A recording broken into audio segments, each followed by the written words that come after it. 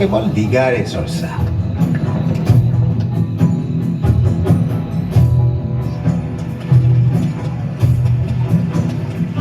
কালি কি হ'ল?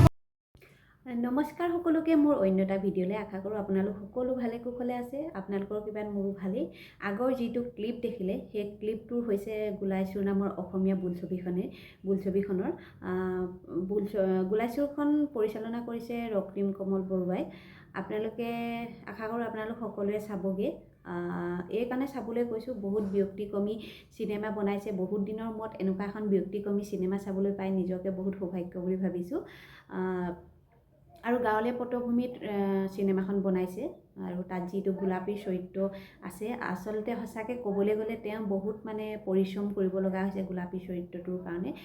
পুৰণি শিল্পীৰ সমাৱেশ ঘটিছে, সকলোৰে এক্টিং ইমান ধুনীয়া, কি ক'ম ক'বলৈ ভাষা নাই। আপোনালোকক এটা কথাই কওঁ, বহুত দিনৰ মূৰত আপোনালোকে এখন ভাল চিনেমা চাবলৈ পাব।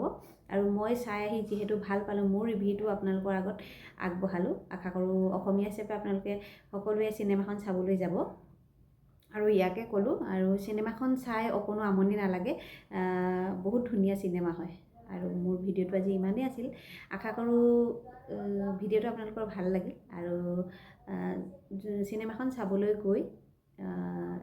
চাবলৈ যোৱাৰ পিছত আপোনালোকে কেনেকুৱা লাগিলে কমেণ্ট কৰি জনাবলৈ নাপাহৰিব। তেতিয়াহ'লে আজিলৈ আহিছোঁ। সকলো ভালে থাকক, সুখত থাকক। ধন্যবাদ।